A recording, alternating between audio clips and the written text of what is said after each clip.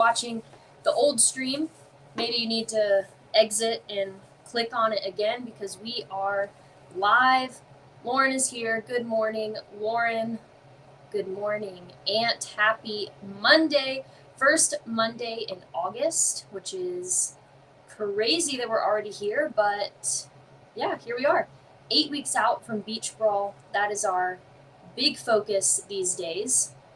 Another great weekend of training, went and swam at the lake. And yeah, we're having a ton of fun. This is I think the best time of year, like the couple months leading up to a big fitness event or a big competition. Our workouts are so much fun every single day in class in the afternoon. We have great Saturday morning workouts. And 8 weeks is such a perfect amount of time to like hone in and get really focused. So if you need a timeline, if you feel like you've fallen off, over the summer and you just want a little push to get you back, feeling and looking your best, now is the time because the Oxfit team is training hard and we want people to come along with us and just have fun. All right, got another comment from Aunt, which means that people are back, people are watching. Brilliant. All right, team. Well, I hope everyone had a great back to school. I think a lot of kids went back to school today. Some folks are going back tomorrow. But my podcast topic today is, I think, my favorite genre of live Monday podcast that I do with you guys. And that is, let's talk about some craziness that I saw on social media over the weekend and that I almost paid for. I almost bought a couple crazy products off of social media from targeted ads, just the normal bullshit. So today I want to talk about the cortisol crisis, and especially as women, I'm sure men get so many things targeted to them as well, but I really think cortisol, this buzzword, has hit women super hard. So I want to talk today about, is this actually ruining our health, or has social media just created another villain, right? And if you've noticed, or you are someone that is, in the health and fitness space, if you work out every day, if you are a person that Googles supplements, workout gear, anything about nutrition, the internet knows that you are a great target for everything related to cortisol. Spend 5 minutes on Instagram, on TikTok, and you are coming away convinced that cortisol is responsible for everything. Puffy face, it's your cortisol. You got belly fat, cortisol. Waking up at 3 a.m., cortisol. Craving something sweet after dinner, apparently is cortisol. I thought that was pretty normal, but I guess cortisol is to blame. And I get why so many of these, videos and ads are so appealing, because they offer one simple explanation for a problem that's actually really complicated, and it feels validating to hear. It's not because you're doing something wrong, it's your cortisol. And when we have a scapegoat that is responsible for everything, it makes it really easy to market solutions when you're not feeling your best. You scroll, and I've got social media influencers that are 19, 20 years old, flat stomach, 6-pack abs, probably 50 pounds lighter than I am, and they're peddling these cortisol cocktails that will supposedly melt your belly fat and automatically make you feel better and you won't be stressed anymore. And those products, because I clicked and then clicked again, I went down the thing to see, they're like $50 to $90 for a bag of powder. I don't really know what's in it, that has like 20 or 30 servings in it, so you can do the math on that. And there's like 12, 15, 20 variations of the same thing. Just telling women that you have these problems, you need to eat or drink this, just over and over again. And it's just giving this buzzword cortisol as a very simple one-word problem. Here's your solution. All right, you've got these things wrong, it's cortisol. This pink bag of powder is going to fix it. And I think what we've lost in that conversation is that cortisol isn't a villain. It's not a toxin that your body is trying to get rid of. It's not something that should always be low or non-existent. It's actually one of the reasons why your body is even able to wake up in the morning, respond to a challenge, whether it's internal or external, recover from illness, or get through a tough workout. So today I want to shift the conversation a little bit, not about how to lower your cortisol, because I think that question in itself is kind of the danger, but about what does cortisol actually do, why it's become the wellness industry's favorite scapegoat, and why women, especially active women and women going through perimenopause, deserve a much more nuanced conversation than what social media is trying to give you. So what is cortisol?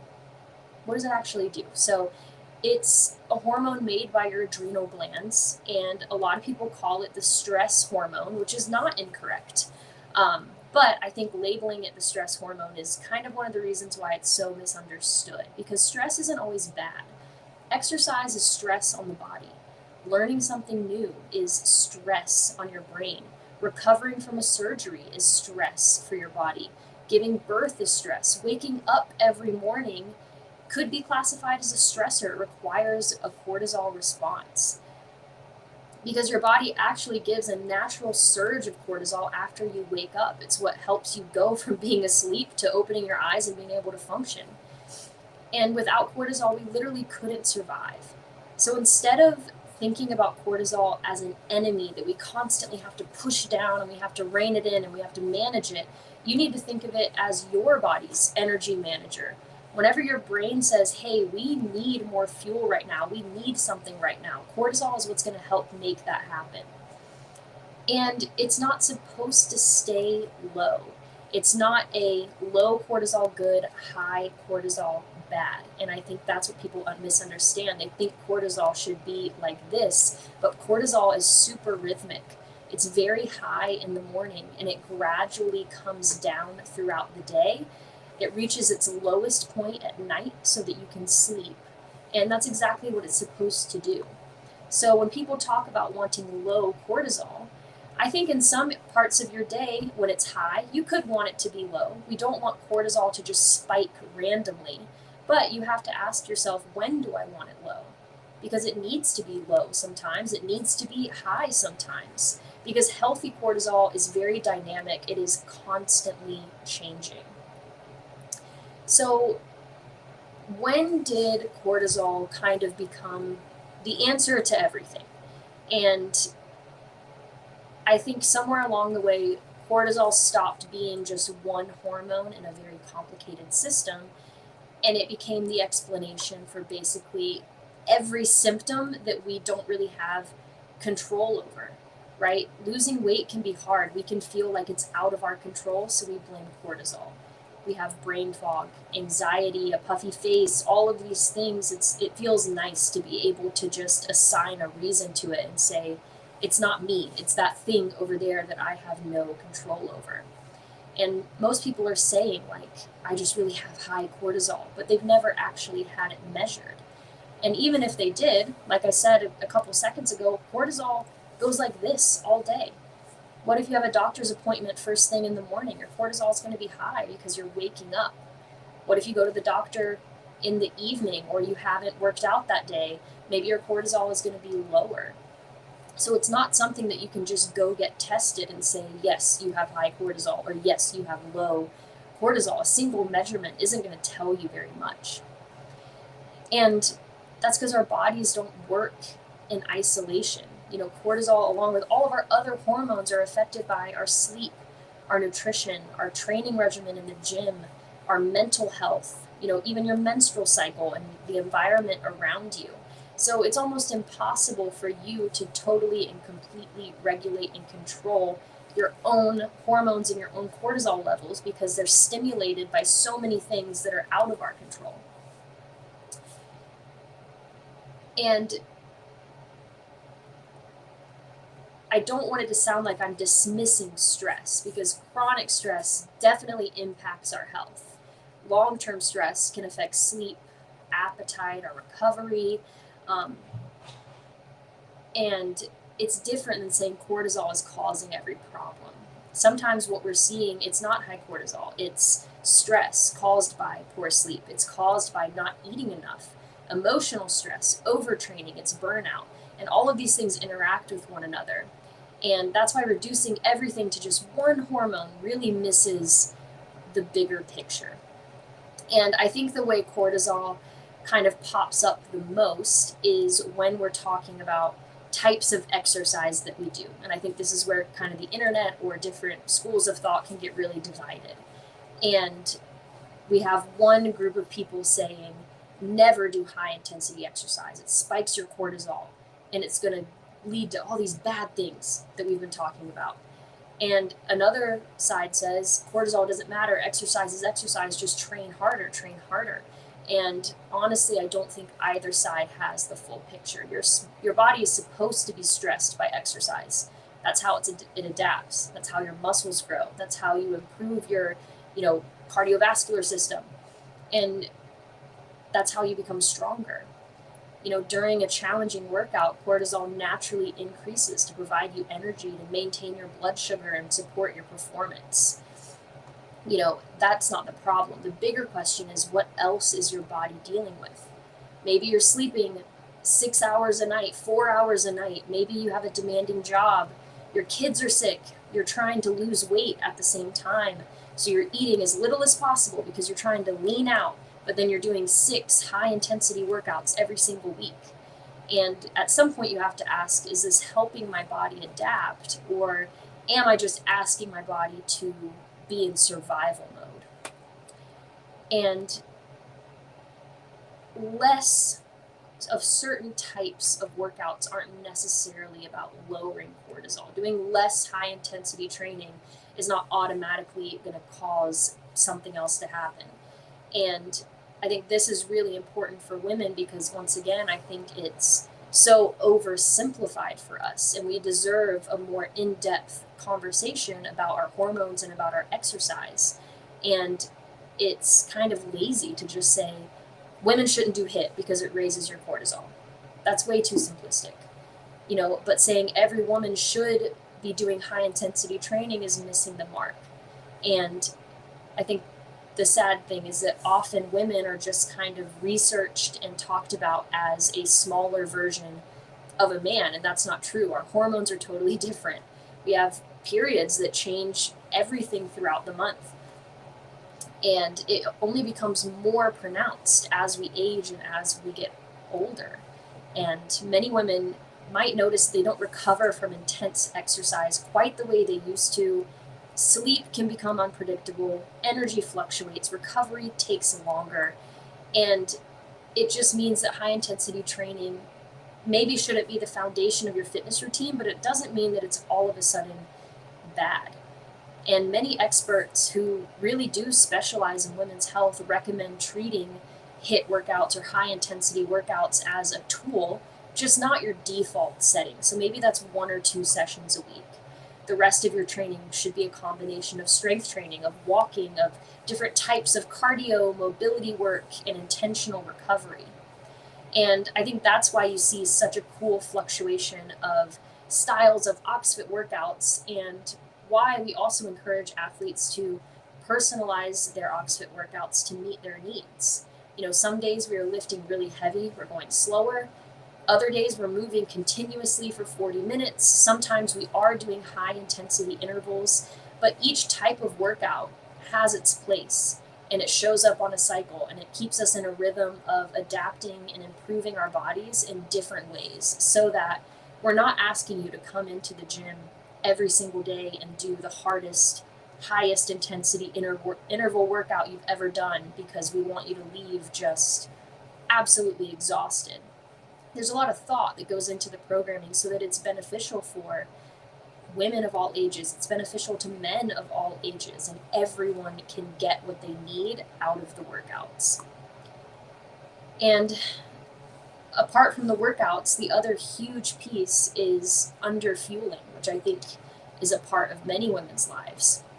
And I think the conversation about nutrition is much more important than obsessing over your cortisol and your hormones, because really this is kind of what it all boils down to, because so many active women are not eating enough.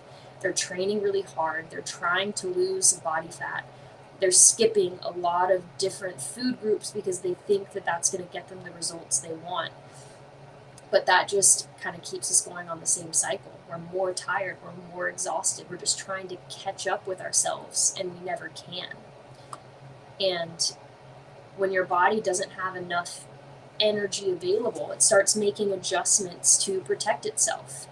And that's not a cortisol problem. That's a recovery, a fitness, a nutrition problem. You have to go back down to the root cause of what's happening.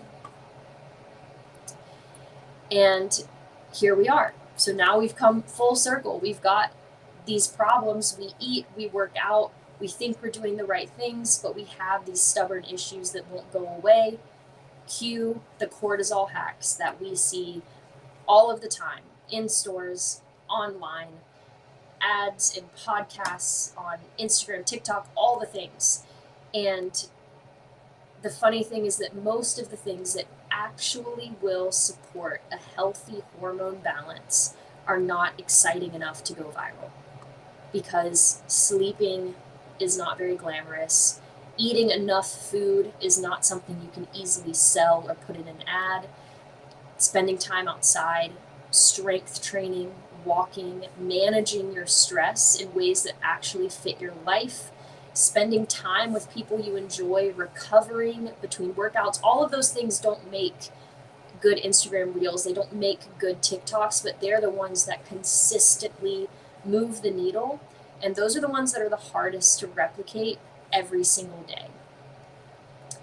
So from this episode, what I hope you take away is that cortisol may not be the crisis that you think it is. The crisis is how just drastically oversimplified our conversations about health and fitness have become, especially as women. We deserve better than every symptom we have being blamed on one hormone. Our bodies are incredibly intelligent. They're constantly adapting to our nutrition, our sleep, our relationships, our stress, and it's really about looking at the whole picture. So the next time someone tells you that your cortisol is the reason for everything you're experiencing, just get curious. Ask some more questions. Zoom out. Maybe the answer is more food. Maybe it's more recovery. Maybe it's less stress. I know that's easier said than done. But the chances are it's a lot more specific and a lot more nuanced than just a 30-second reel trying to sell something makes it sound. And I think that's really good news, because it means your health isn't determined just by one thing. It's shaped by the choices that you make consistently over time. And that's something you do actually have the power to influence. So what are next steps? What would you do going from here if you do feel like you don't have control over your cortisol? If you feel like you don't have control over all of those things in your life, or maybe you don't even know. So the first thing I would do is just make a commitment to be honest with yourself. For 1 week, you're going to be brutally honest. You're going to write down exactly what you eat every day. You're going to write down how many hours you slept, not how many hours you were just in bed, but phone away, sleeping. You're going to write down what workouts you did that week and what type of workout they were. You're going to write down how many days you drank alcohol. So you're going to take all of that really honest data and information, and it's harder to do than you think, because we don't want to be that vulnerable, but just take that information and you can show it to me. You can show it to Lauren. You can show it to another OxFit coach, and we can dive into it together and see what are some of the gaps. What are the ways that we could make simple, quick fixes to improve your health and fitness goals? And if you really genuinely feel like you are checking all of the necessary boxes and you really do want to take a supplement to improve your stress levels, to try and improve that, cortisol rhythm that needs to naturally take place, don't spend $90 on something that someone is trying to sell you online because it's going to magically make your belly flat or give you a six-pack. there are actually really well researched supplements that are extremely affordable, that you can start taking, and ones that we do recommend to our clients. And you can take magnesium glycinate that's going to help regulate your body's stress response, and it's going to help you sleep a lot better. So if you feel like sleep is the missing piece and you don't take magnesium before bed, I would highly recommend it. If you want a more natural approach, the herb ashwagandha has been shown in several studies to help regulate your stress hormones and try and get you on a more natural cortisol rhythm, especially if you take it at night. Our cortisol is supposed to be low at night before we go to bed, so maybe you do need some help regulating that time of day. Another two are rhodiola and L-theanine. And both of those have been shown to help alleviate stress without causing a lot of drowsiness. And all of these things, very affordable. All right, talking $10-15 for a bottle of these supplements versus 50 or 90 or 100 for all of the like branded cocktails and powders and all of these things. So I hope you guys found this informative. I hope it gets you thinking a little bit more, rather than just labeling problems you have as something that you don't have control over. I want to encourage you guys to get curious, to ask questions, and use the resources you have available to you. I love working with people to help them figure out how to, maximize the way they feel and their potential and the way they perform. And a lot of times, all that takes is just a coach working with you on getting better at those little habits. Approaching your workouts the right way. Maybe you need some help modifying our Oxfit workouts to be perfect for you and your body, helping you make the right decisions around what to eat, how to manage your stress. I've worked with clients where I told them, you're not going to work out today. You're going to be really intentional and you're going to work out 3 or 4 Oxfit workouts per week. And then one day you're going to take some time for yourself to go for a walk, to take some time to meal prep, take some time to lower your stress to help regulate yourself. And I would love to help a bunch of other people do that as well. So, yeah, think about cortisol. Share this episode with someone that you think is struggling and they think cortisol is just the generic answer and they don't know what to do about it. And yeah, don't fall for the trap of spending all your money for quick fixes online, because it's really easy to do. And I almost buy something off of Instagram every week. So don't feel bad if you do that too, because it happens to all of us. Hope you guys have an awesome Monday. Hope you have a great week, and I will see you in the gym.